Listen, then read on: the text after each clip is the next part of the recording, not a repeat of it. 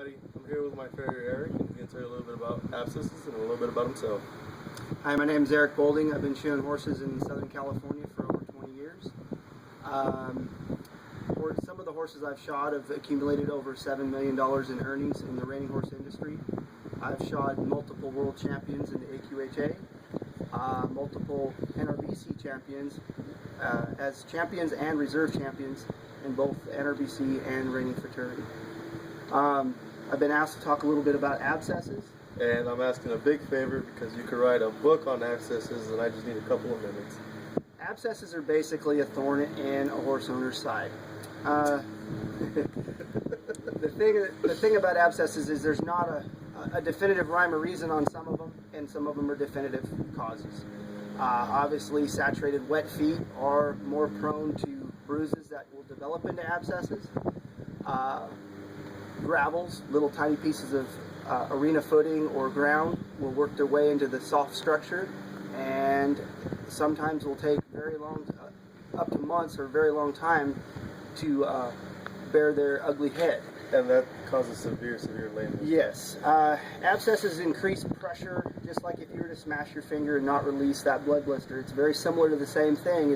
It's in between the horny structure and the sensitive structure of a foot. So as, say with a gravel that's traveling, wanting to migrate up, you may get hoof testing positive. Dig there and you can't find it because it's moved, it's migrated. One minute you'll have a positive hoof testing, and the next minute you won't, because of the abscess moving in the chamber that it's bored within that hoof capsule. So sometimes what we like to do is we'll actually get a radiograph, look inside that hoof capsule, find that pocket, and actually drill laterally into it to relieve that pressure from the outside hoof wall. And that causes no harm to the horse? Very minimal. I mean, the damage is done within inside the hoof capsule as it is. So there's a lot of different things after the fact. Once we've got it dried up and we know that it's not going to keep boring and festering anymore, there's a lot of shoeing techniques that we do to help that.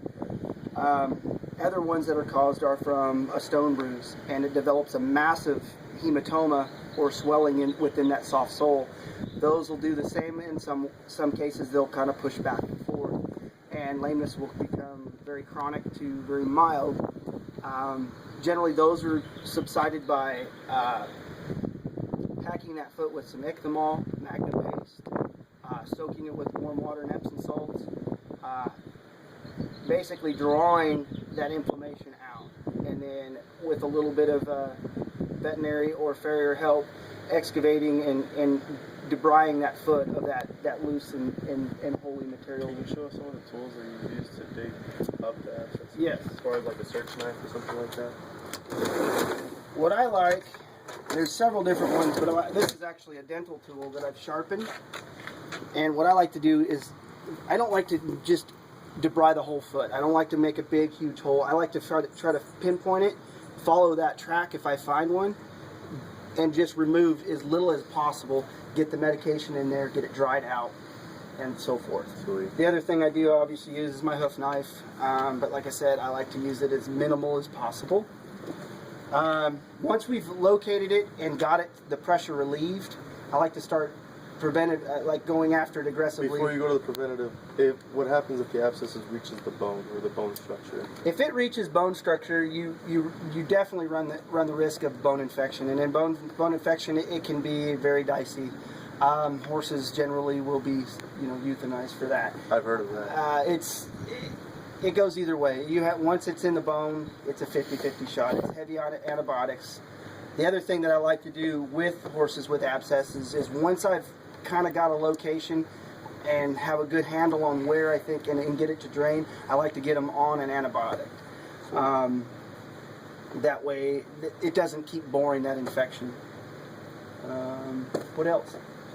That's pretty much it. I mean, once you pretty much cover what it is, once it's diagnosed and all right, here it is, what do you do to keep the horse performing, and what do you put on? Well, what are the steps taken after it is located and you did relieve the pressure? As soon as we get rid of the actual abscess or the pocket and we remove the fluid, then I go with either like a betadine solution. I don't go straight iodine or anything like that. It's a little aggressive. Right. I like betadine. It's a sterile scrub that they use for a lot of different things. I'll actually take a syringe and inject it into a cavity if I don't want to debris it completely.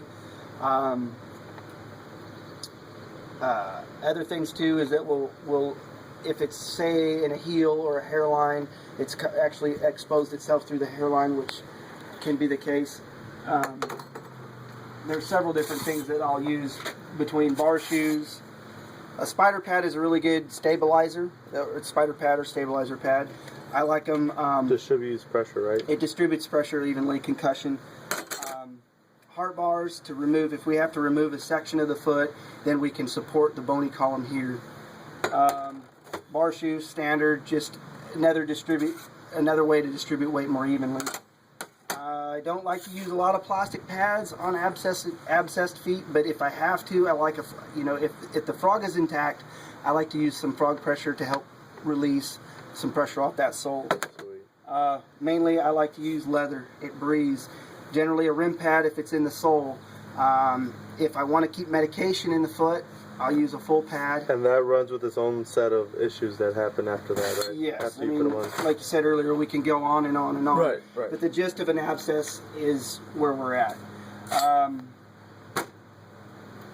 obviously, an abscess is not something they're born with. They could get it from as simple as a little pebble of rock, or there's thousands of ways they could get abscess. Yes, I mean different ways is obviously moisture-borne, stall footing and things like that. Constantly saturated feet, they're more prone to it. The foot doesn't want to stay together. In Southern California, we have a more arid climate, so we see abscesses very sporadically when we do have heavier months of rain, and it may not occur right then. The horse goes down the trail, it's wet and muddy, steps on a rock, things start to bruise up, and a month later we develop an abscess. Sweet. So, That's all really good information, man. If there's anything else you want to add, we're going to wrap it up here. that sounds good to me. All right, man. Thank you. I appreciate it.